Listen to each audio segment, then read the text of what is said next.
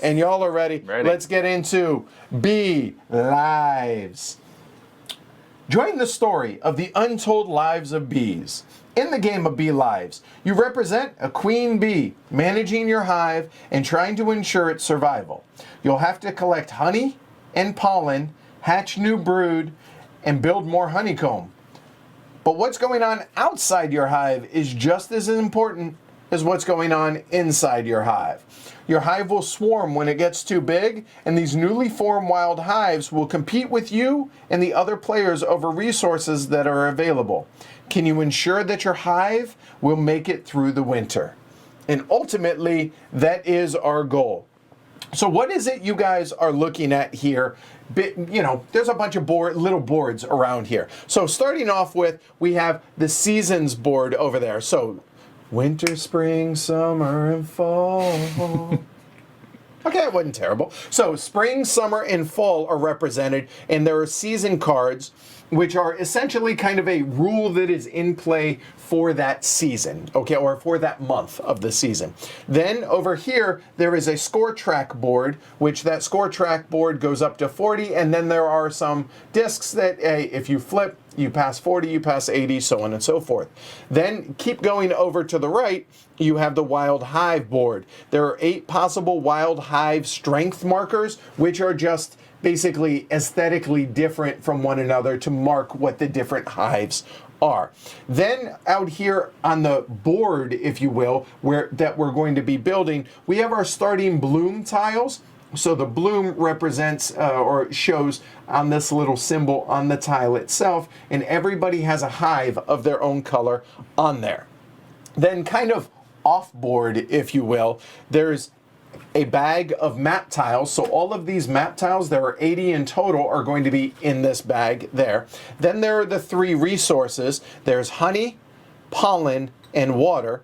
And then there are a host of other tokens that are mostly off camera, but there's the queen bee tokens. There are 4 different types of queen bee that can run your hive of your choice. Then there are starvation tokens, which there's a host of these. These are -2 and -4 victory points at the end of the game, so ugh. Then there are swarm tokens that look a lot like those. These swarm tokens will represent, hey, your hive is going to swarm as the game goes along. Then there are skip feeding tokens, which these are always nice because now you don't have to feed your hive for a given round.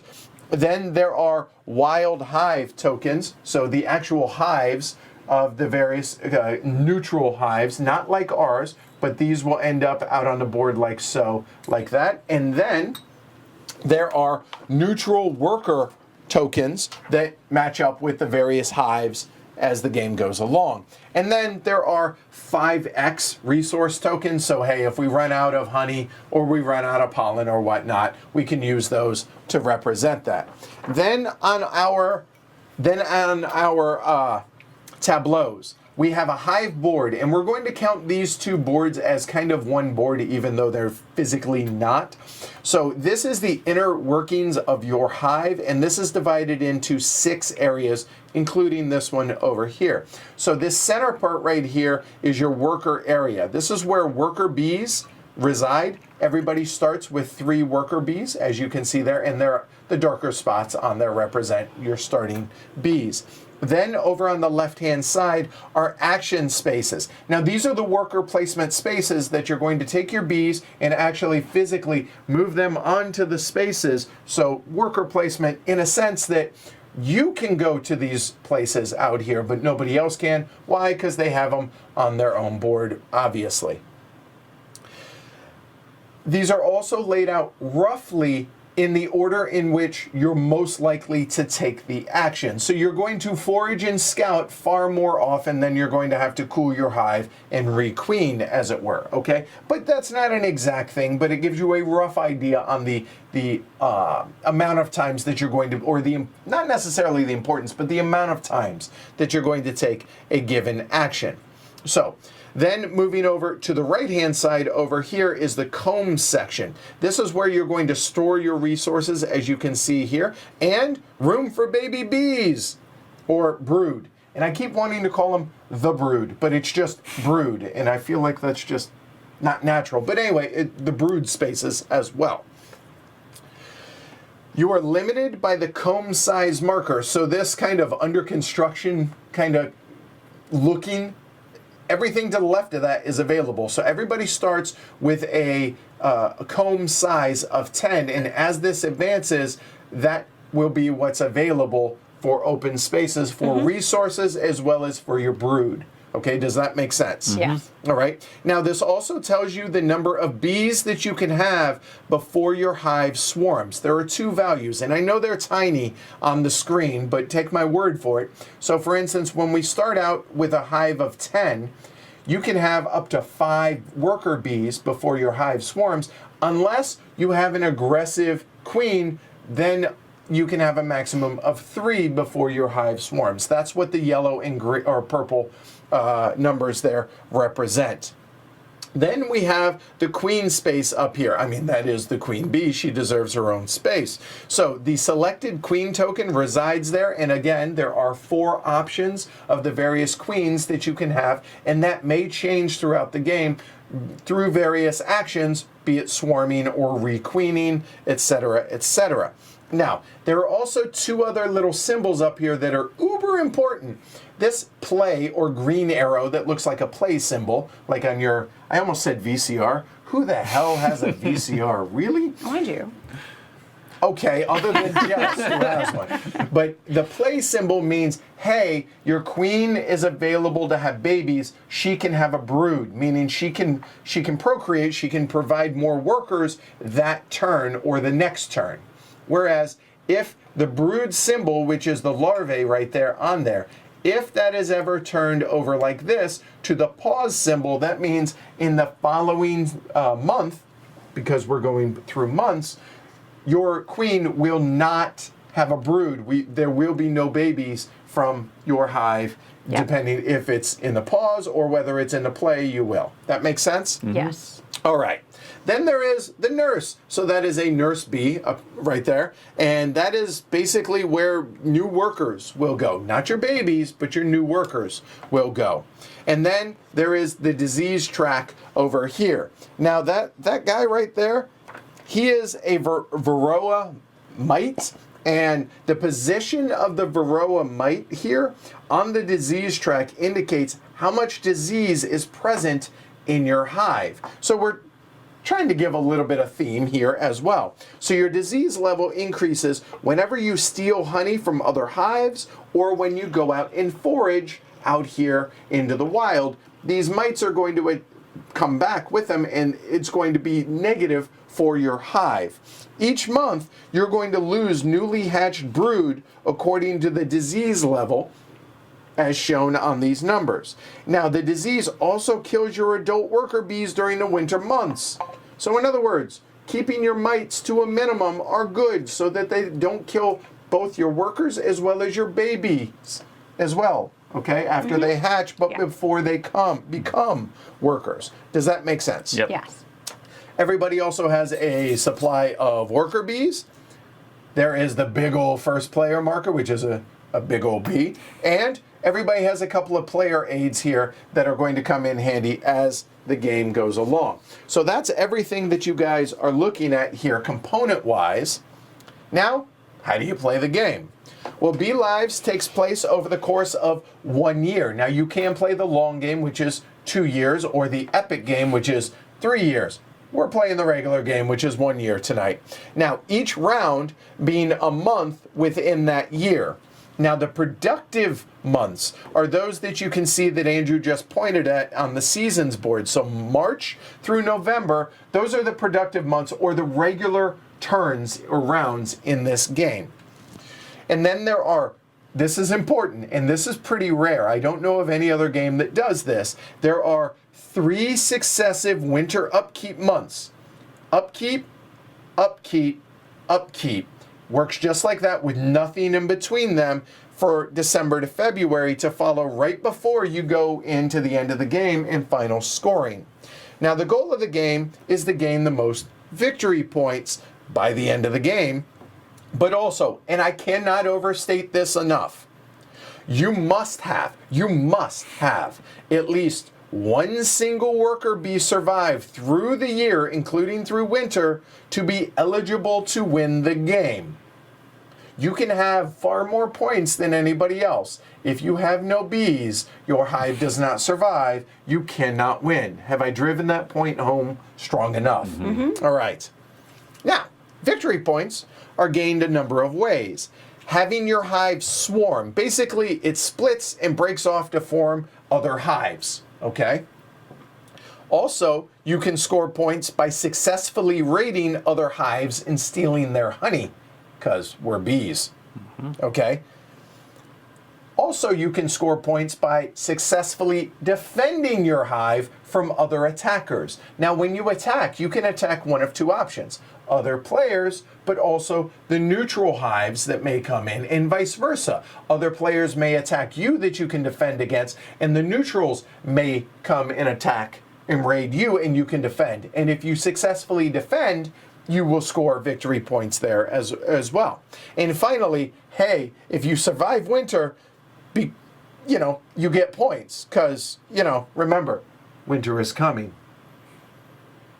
So during the productive months, which is the main part of the game, each round, except for the first round, will follow the same series of steps or phases as shown in this sequence. There's the egg phase, the feeding phase, the brood phase, which is not listed here, and then the swarm phase, and then the event phase. Now, the event phase is kind of colored a little bit different, and the reason for that is the game actually begins in the first round in the event phase, and you skip everything before it. But other than the first round, this is the normal order of operations, okay?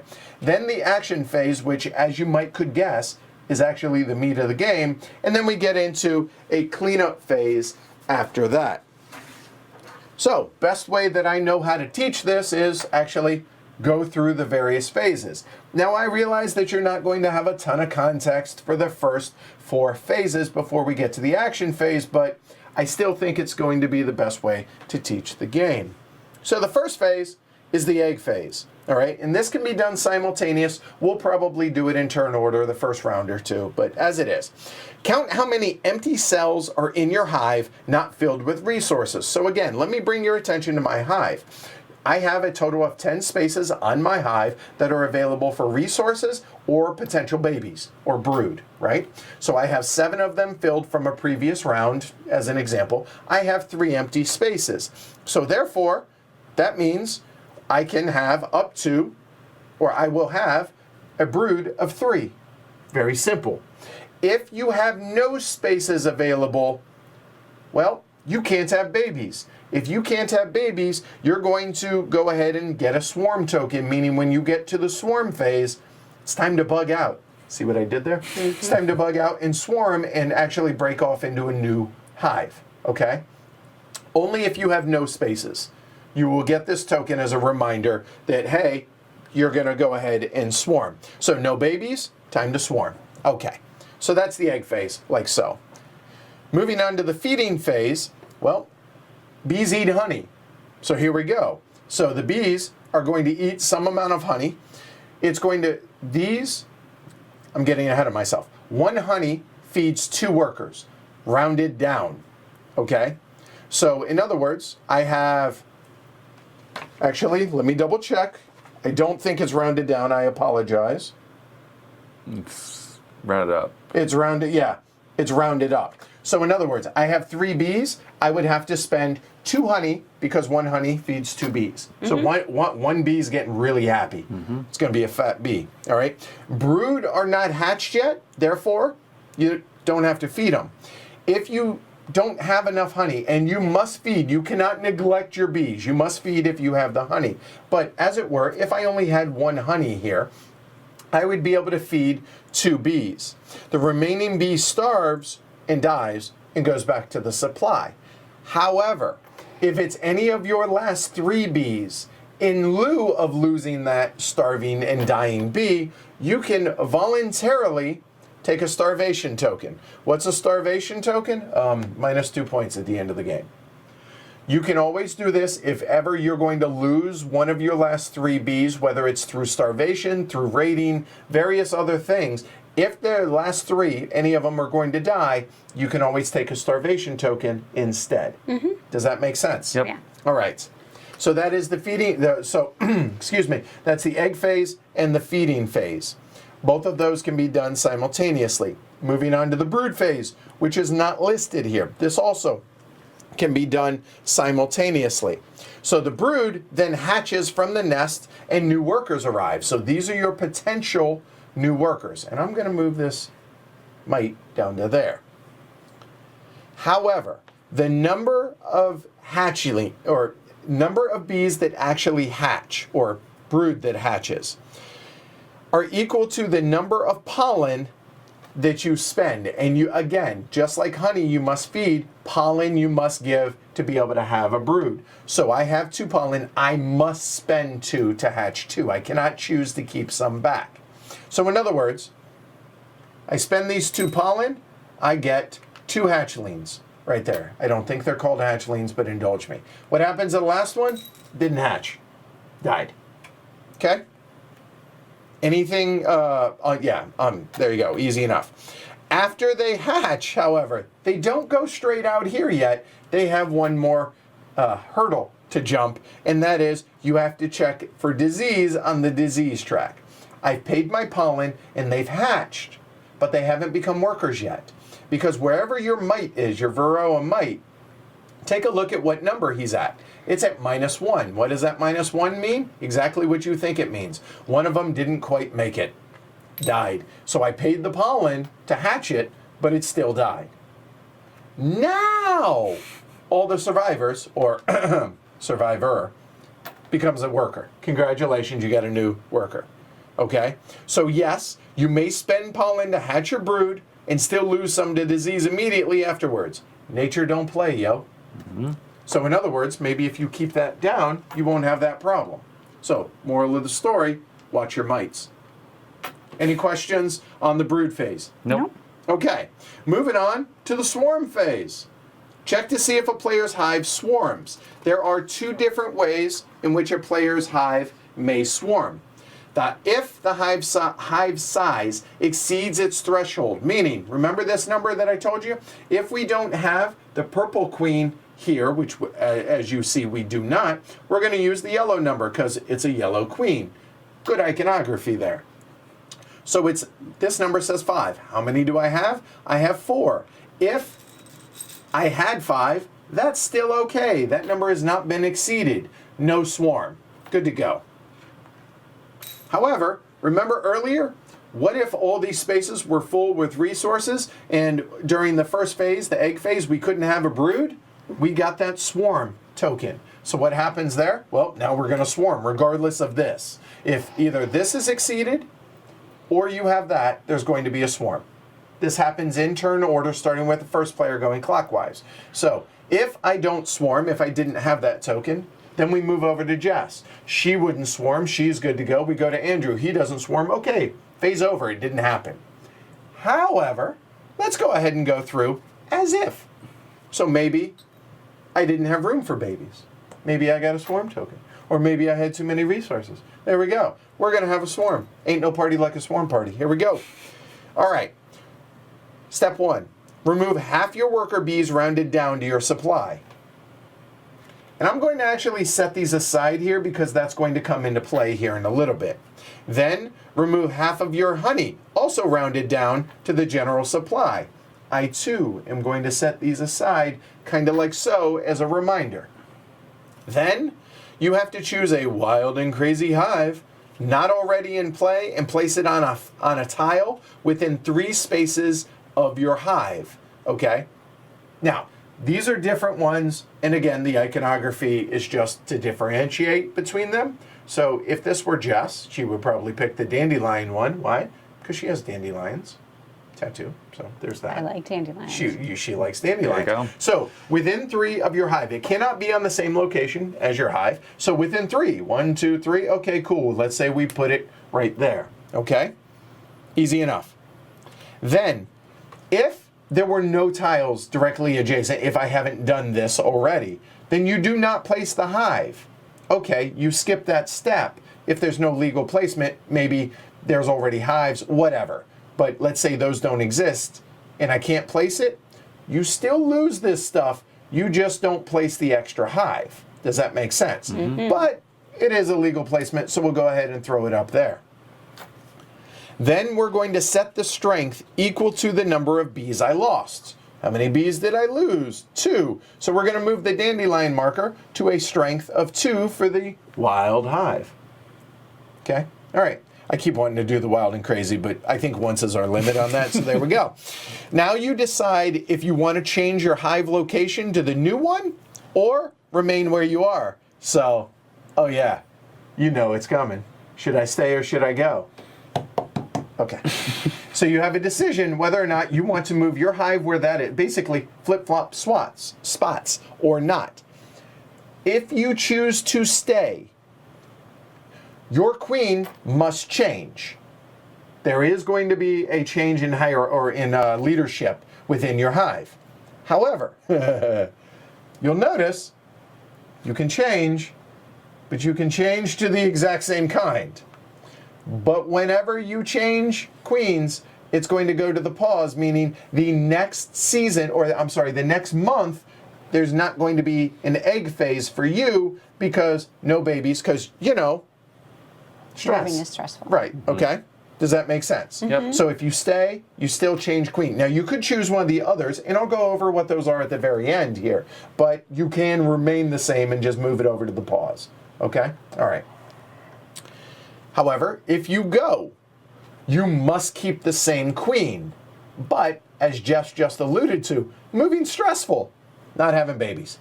Moving stressful, no. So no matter what, if you swarm, you're not having babies the next month, is what the moral of the story is, okay? But the nice thing is, you do take a, hey, we don't have to feed. Because you know what? Maybe we're just going to eat out. We're going to get some fast food. We're not going to have to worry about cooking at home, so you don't have to feed. Okay? So the next month, during the feeding phase, you don't have to worry about it because you swarmed and you moved. Okay? And you'll keep this little token to remind you of this. Okay? And because you moved, you downsized and you got rid of all your extra stuff, right? You don't want to move all that junk that you've acquired just like in real life, right? So what does that mean? All your resources go away. Not only that, regardless of what your comb size was, it resets to 10. So basically, you moved hives, so you're starting over, okay? However, you're going to bump your comb size for every 2 honey that you discarded in your purging for the move. How many did I discard? 2. So it bumps up 1 for every 2 that I discarded. And that's why we set it aside like this, to be able to remind us, wait, I can't remember how many did I discard. Okay? Easy enough? Mm-hmm. And that's rounded up. So even if you only discarded 1, you're still going to bump it up 1. Okay? So maybe there was a little bit more space in a new hive. All right. Then you have to physically swap positions on the map tile with the hive and your new wild hive. Meaning, if you moved, well, you gots to go. So you move, just like so. And then, finally, why did we go through all that effort? Well, the goal of the game is victory points, right? So you're going to score victory points. Depending on the season, if it's spring, 5 points. If it's summer, 3 points. If it's fall, 1 point. So the earlier and often you do it early, the more points it's worth. But there are consequences to whatever you may do as the game goes along. So that is the swarm phase. Actually, that's a really good question. I will double check that real quick. I do not believe your mites reset. Because you know what? The mites are on you, and you're bringing them with you. So I do not believe that your mites reset at all. And I will double check that real quick.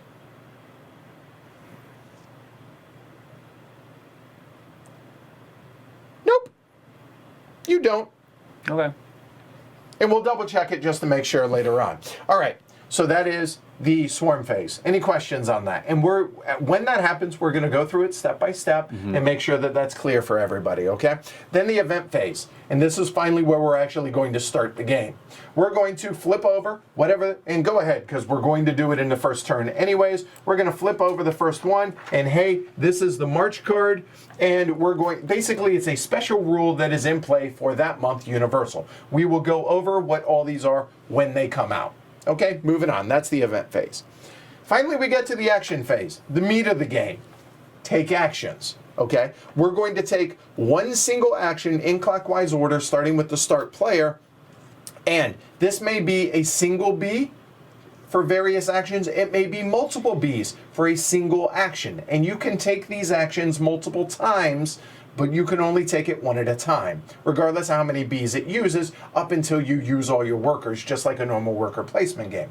I take one action doing whatever it is that I'm going to be doing, then Jess will take a single action, then Andrew would take a single action, and then any neutral hives or wild hives that are out here that have a strength rating, because obviously these are all at 0, they're not in play yet, then this hive will take an action. Now, these neutral actions, or these wild hives, actually have a pre-programmed series of actions that they are going to take, and I am not going to go through those until we actually go through them in the game, because I'm going to reference the rule book and step through every one so that everyone is familiar with that when they go. In every single hive, so if there were a total of, say, 3 hives out here, we would do that for each of the neutral hives. And then I would take another action, another action, another action. Then they would take one, another action. It's so on and so forth until all of the regular players have taken their final action. When the actual players, and not the NPCs, have taken all of their actions, these guys do not take a final action after we are done in our last round. Does that make sense? Yes. Yep. All right? Okay. Oh! Thank you for pointing that out. If you stay, let me back up because there was one correction here. In the swarm phase, if you stay, you reduce this by half. Your mites. There we go. Thank you. Good catch. Christopher. Of course it was Christopher. Well done, Christopher. All right, cool. So, taking one action, going clockwise, etc., etc. Okay? We're going to rinse and repeat, like I said, until we're all done, and they do not take a final action. Then we go into the cleanup phase, and obviously I'm going to go through the action phase in detail here in a little bit. I will double back after the cleanup phase. The cleanup phase, pass the first player clockwise 1, remove all the neutral workers. So if there are any neutral workers out here on the various spaces out here on the board, we're going to remove them. Retrieve all your bees from out here, whatever, or from your board, put them back into your hive. And then, if your Varroa mite was ever stood up, and I'll get to the details of how that happens later on, he then lays down. Okay? And then, do it again. Okay? Mm-hmm. All right. So, that's how you play the game. There are a couple other things that we need to go over, mainly the action phase, so we're still getting started on this. But I want to point out, at the end of spring, all 3 of our tableaus that we've been building of tiles will then join to form one big meadow at the end of spring, and then it's game on, kind of, okay? Mm-hmm. So there's not going to be any raiding until summer begins. Mm-hmm. Except raiding against the neutrals for the most part, okay? Okay. All right, so that is, and I'll go through this when we actually are going to do that, the details at the end of spring. So now we're going to go over each of the individual actions, and here we go. So we'll start and work our way down mostly. So we'll start out with the easiest one, which is scouting. Scouting says pick one tile, and we're going to reset this. Let me put that there. There we go. You're going to scout to one location within 3 tiles of where your hive is. So I say 1, 2, 3 tiles. I'm going to say I'm going to scout for this location right here. So then we're going to reach into the handy dandy Bag-O Mystery. We're going to pull out 2 tiles. And we're going to choose one of those 2 tiles, and whichever tile we choose, we're going to go ahead, and orientation doesn't matter. We're going to put it right there. The other tile goes back into the bag. Boom, we have scouted. To take that action, that requires 1 bee.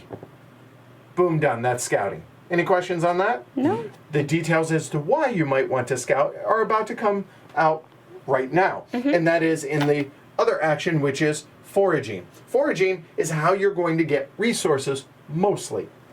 Foraging is going to cost you 1, 2, or 3 bees. How many bees will it take? Well, that all depends on how far away from your hive you're going to go. You can forage where your hive is. That will cost you 1 bee. You can go to a tile adjacent to your hive. That will cost you 1 bee. But 2 bees to go 2 tiles, 3 tiles is 3 bees. Easy enough. So I would then place one here, or more likely I would just say, you know what? I'm actually going to come out here and I'm just going to forage on my home tile. Right there. So now we're going to look at our handy dandy little player aid. But because it's so small for you guys, I'm actually going to show you this on screen. So you can see, depending on what season it is, it shows how much honey and what type of tile, how much honey, maximum, how much pollen, maximum, and how much water, maximum, that you can actually acquire from those various tiles, okay? So there are 4 different tiles in this game. There are blooms, which have a little bloom symbol. There is a wilt that looks like a sad little flower that is wilting. There is a harvest, which looks like a blooming flower there. And there is a wet tile. And those will change as to what they produce or what you can harvest or forage depending on the season. Now I say there's a maximum. Why might you want to take less than that? Because remember, if you don't want to have to swarm, then you better leave some room to have some babies. So if I go on this bloom, I could take 5 honey and I could take 5 pollen, which is awesome. But it doesn't leave a whole lot of room to have my brood. So be careful on how many you choose. Mistakes will be made, I'm sure, but just keep that in mind. That's a maximum. So that's foraging. Again, 1, 2, or 3, depending on how far from your hive you are. Any questions on foraging? Nope. Okay, all right. We're going to skip raiding because this is the most complex of the actions. We'll hit that last. So now we're going to go down to defending. Defending is blocking off raiders. And you'll notice that it shows a little infinity symbol, meaning you can put as many bees in a single action as you want there. Done. They don't do anything if nobody raids you.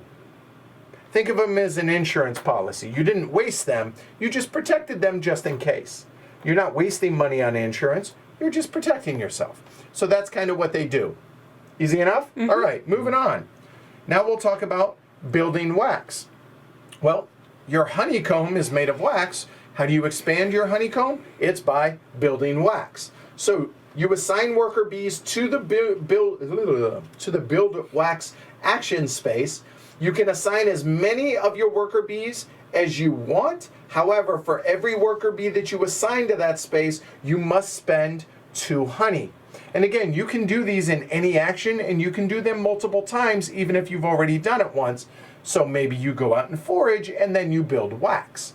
So if I want to go ahead and spend 2 workers to go ahead and do so, that would cost me a total of 4 honey to do so. But for every 2 honey I spend, or check that, for every worker I place here, I have to spend 2 honey. How many workers do I have? 2, so I get to advance my hive 2 spaces, or expand my hive 2 spaces. Does that make sense? Mm-hmm. Yep. All right, that's building wax. Moving on down to cleaning bees. I realize that sounds strange. However, that's how we get rid of mites. Okay, that is the main way we're going to get rid of the mites. You're going to assign worker bees to the clean bee location here. You can assign as many of your available worker bees as you want, and for each one that you assign there, you move the varroa mite 1 space backward. So, whoop. If I assign 2, I would do it again. Whoop. And now, hey, now remember when I lost all those babies, or the baby bee? No, I won't, because I'm back at 0. All right? In addition to that, and this is where we're talking about standing up your varroa mite, the next time this month that you would gain disease, either by foraging, which I forgot, I overlooked explaining that, I apologize, or by stealing honey from one of the other hives by raiding, you're going to bring back some mites. Normally, you would gain some. But if he's standing up, you'll lay him down and you don't gain any mites the first time. So let me double back real quick and talk about that on the foraging. For each resource, check that, you gain 1 disease when you forage, regardless. Okay, you move the varroa mite when you forage 1 space. I forgot to mention that. However, if you would clean bees first, you would have stood him up, and instead of now, you won't gain that disease. Right. Okay? All right. I apologize. Freshly cleaned Yes. area. There you so go, right. you can't add it. It is mite-free. And Okay. Christopher did say when you do leave, your disease level goes to 0. So Okay. Oh, those it's a are new the ways. hive. There you yes, go. new Yeah. hive. So those are the Yeah, ways it's to got get new rid of house that smell. disease. New house smell. Yes. New hive smell. There we go. Exactly. Right. I dig it. All right. So any question on the clean bees? Nope. Nope. All right. Moving on to the cool hive. Now, I'm going to briefly cover this because this will not happen terribly often. This will only need to happen when one of these cards comes out, says overheating. Okay? When that happens, you can assign worker bees to the cool hive action space for every 5 workers that you have total, even if you've used them on various things out here. For every 5 that you have, you must assign 1 worker bee to the cool hive and spend 1 water cube to be able to cool the hive. Keep everything chill. Sorry, I'm terrible tonight. I know. So again, the only time you need to do that is when this says overheating. One strategy hint I will say. There's no way to get rid of resources voluntarily.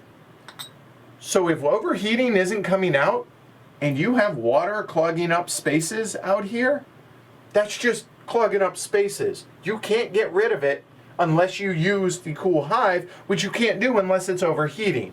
So keep that in mind, okay? So that's the cool hive action. Easy enough? Mm-hmm. All right. Whew. A moment. Some tea.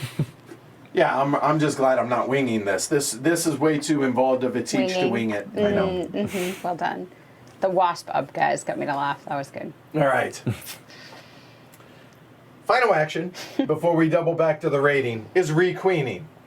It's exactly what you might think it is. Take 1 worker, make a new queen. Hey, it's time for a regime change here, okay? It's a coup. That made me laugh way harder than it should have.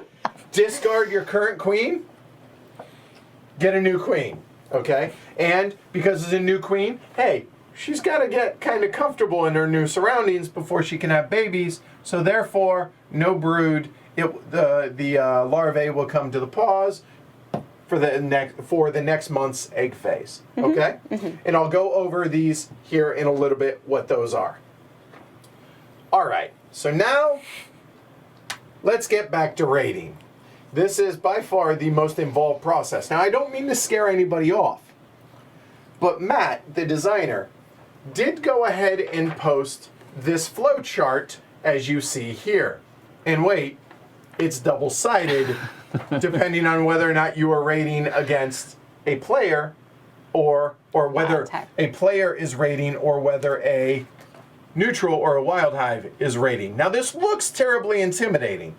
It's actually not that bad, No. but there's a lot of steps. So here's my question. Do you guys want me to go over this in detail or should we wait until we actually do it? We'll go over it in detail now. Good call. Okay. So we're going to go to the rating space. Okay? You can assign as many of your worker bees as you want. The more bees that you assign to a raiding party, the more likely that the raid is successful. Obviously, overwhelm them with force of bees. And let's throw out an extra bee out there. So let's say I'm going to send 3 bees.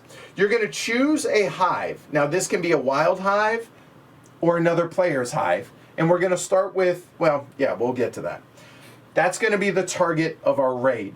The target hive must be located within 3 spaces of your own hive. Well, because we start out disjointed like this, there's no raiding of other players' hives during spring. The end of spring, when we come together, depending on how we merge, we may or may not be within 3 spaces. But as it is, this is my only target, so I choose this target here. Okay? And you cannot target a hive that you've already raided this month, so no picking on somebody in that regard. And if a hive has no honey, you can't target them, okay? But all of these hives are implied to have some amount of honey on there. Then you build your pool of raiding dice, okay? So you'll notice that the raid dice over there in our dice tray. Now the number of raid dice is determined by the number of bees that are included in the raid. So, and you know what? Instead of me explaining this, I'm just going to point and look. This chart shows how many bees, you get that many dice. Easy enough, right? Those are 12-sided dice, all of them, except for the 6-sided. The 6-sided are for wild hive on wild hive violence, which can happen in this game, and you likely will see that as we go along. So, as it is, I would get 1 raid die. So let me have 1 die. Just give me a die. I roll it, and let's say I rolled a 4. And you'll notice they're 12-sided, but they only go up to 4s on them. You're going to have to take my word for it. So I roll a 4 in this case. The number that I rolled compared to my raid party, which is smaller, whichever is smaller, that's the number, if you will. So 3 is smaller than 4, so therefore my raiding strength is 3. That makes sense? Mm-hmm. All right, so let's go back and set this up how it actually was. There we go. Okay. You with me so far? Apply that to determine how many dice, roll the die, and what's the smaller number? That's your base strength, okay? If you don't like, maybe I rolled a 1. If you don't like what you rolled, you can re-roll. Now you can re-roll. Let's say I roll a 1. You can re-roll, but at this point it doesn't make a whole lot of sense because your smallest number is going to be 1, so you're not going to. Okay, but does that make sense? You can always sacrifice a bee to re-roll. How many re-rolls are you allowed? You're allowed a maximum of 3. Okay? So each time you re-roll, though, you sacrifice a bee. When you sacrifice, that means at the end of the round, they ain't coming home. They died. They died a hero to be able to allow you to re-roll. Okay? All right. That also reduces the number of honey that you can steal. But again, let's say I rolled a 4. There we go. So my strength is actually 3. Okay? So whether you're raiding a player hive or whether you're raiding a wild hive, it is different. We're going to talk about the wild hive because that's all we can do in the first 3 rounds. At the end of spring, when we merge all these, then I'll stop and talk about raiding a player hive. That makes sense? Sure. Mm-hmm. All right. So raiding a wild hive, reduce the strength of the wild hive based on the number equal to the strength of your raiding party.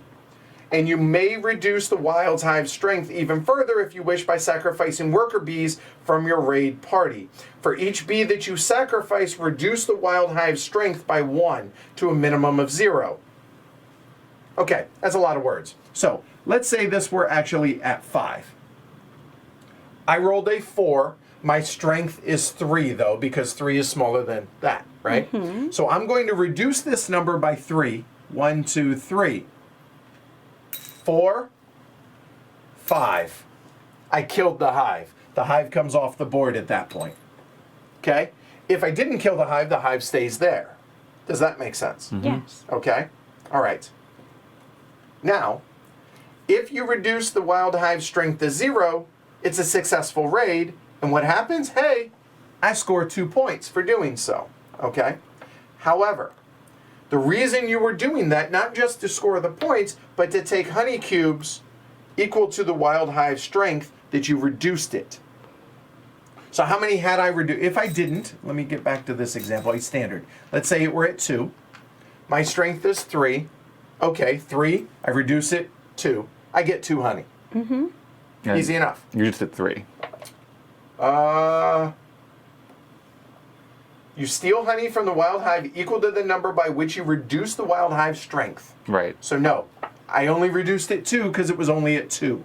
Well, you had a 5 Oh, yeah, for the yeah, example. okay, yeah. If it were at 5 and I reduced it to 2, I would get 3 honey. Yeah. But as it is, because it's Sure. actually only at 2, I would reduce it to 2. I would get 2 honey, Reduce it to 2. Yeah. and then I would score 2 points for reducing it and getting it off the board. Does that make sense? Yep. Okay. But even if I did so, I would then get 5 honey and 2 points. Right. Does that make sense? Yep. Yep. Okay? That's a lot of words. I understand that, but it's actually not that hard. All that clear? Yeah. As mud? Makes sense. All right, so that's raiding against wild hives. That's all we're going to go over right now because the player on player is a little bit different and a little bit more involved. We'll do that at the end of spring. All right. So that said, I think the only 2 things that I need to go over now is the difference in the queens and the actual winter upkeep and final scoring. So let's go over the 4 different types of queens now. Starting out with the queen that I have here, which is the one with the sword. She is an aggressive queen. Your hive performs better in combat. During any raid, whether you are the attacker or the defender, increase your strength 1 for every 2 of the worker bees involved. She's stronger. The raiding party is stronger. Okay? Any questions on that? Okay, Nope. good. Next, we will go to the hygienic queen. And she is that your disease level increases more slowly. During setup, when you get the new queen, where you're going to actually flip over this board. And now you'll notice that there's kind of a in-between space for each of the mite spaces. Okay? You never move your Varroa mite more than 1 space when you raid another hive. Because remember, when you raid, you're bringing back a mite, so you would increase by 1. So it starts up here. It goes to 0. Then it goes to kind of a In between. empty space. Yeah. 0, empty space. Yeah. And at the end of the round, it's always going to revert back to the last real space Okay. that it went to. So this is better with the hygienic queen. That's pretty nice. So it acquires faster. If you change queens, Flips back over. you betcha, because that's the only one that uses that side. Does that make sense? Yep. All right. So the next one is, I like how they term it, the prolific queen. Your hive gains new worker bees faster. When hatching a brood, for every 2 brood that you hatch into worker bees, you gain an extra worker bee taken directly from your supply. So you don't have to worry about disease, you don't have to worry about 8, you just get an extra Oh, for every 2. okay. Okay? And lastly, be careful with this one in your early plays. This is the nomadic bee. Your hive will swarm more frequently. To determine your swarm threshold, you use the purple number, which is way lower than the yellow number. Okay? There you go. Those are the 4 queens. After the end of November, then we're going to go into the end of game stuff, which is winter upkeep. Now this is unique to this game. I don't know of another game that does this. After the productive months, there are 3 months of winter upkeep immediately following one another. So during each month of winter, there are 2 steps. Feed your bees and then lose bees to disease. So let's go ahead and put that there. Let's say I have that, and indulge me, and let's say I actually had 3, 4, 5, 6, 7, 8, 9. I had 10 bees. We're just going to throw them out here for there. 4, 9, 10. That's me at the end of the productive months. I have these 10 bees. First series, and all 3 work the exact same way. You have to feed your bees. You spend honey from your comb equal to 1/3 the number of the worker bees in your hive rounded down. I have 10. What's 1/3 of 10? 3 1/3. So I spend 3 honey, rounded down. Then I lose bees to disease. How many do I lose? I lose 2. Then we do it again. Feed your bees. I now have a total of 8 bees. Rounded down, it's 1/3 of 8. That would be 2 honey. Then I lose 2 bees. Now I have a total of 6 bees. I need 2 honey. Well, I can't feed them. Indulge me. Let's cheat. Let's say I have 1 honey left. I need 2. I lose them because I couldn't feed them, right? No, that goes up. All right. And then I lose 2 more to Oof. disease. I still have a bee left at the end of the 3rd winter upkeep. I survived. Congratulations. Now we go into final scoring. You get 1 victory point for every remaining honey, and then 1 point for every worker bee that you have left. You lose 2 points for each of your starvation totals, or tokens that you have, plus any points that you've accumulated throughout the game. Whoever has the most points wins. However, if you have no bees, I don't care how many points you are found to be the weakest link, goodbye, you cannot win. And that, folks, finally, is how you play Bee Lives. Exactly 1 hour. Woo! It shouldn't be that hard. It's not that involved, but it seems like it. So there you go. It's a lot of stuff. There's a lot of stuff in this game. Okay? Everyone feel good about that? Ish? All right, good. All right, we will reset this. Any questions in the peanut gallery that you guys saw? Nope. All right, Andrew's going to go first. No, we'll randomize it. I'll go first. Or we'll actually randomize Whichever. it. So actually, before we get started, and I will bring the cameras up and everything else, we need to determine who most recently consumed honey in mead counts, it says. I'm going to go out on a limb and say it was me or Andrew. Not me. Vegan girl. I had peanut butter with honey in it last weekend. That would be you. So Andrew's going to go first. There we go. So everybody starts with 3 bees and choose which of the queens you would like. And yeah, here, I'm going to make it pretty obvious. I'm going to go with a hygienic bee. There we go. And I need a 3rd bee. Or a hygienic queen. So if you're going to do a lot of rating, right? No, I'll take the baby one. All right, have some babies.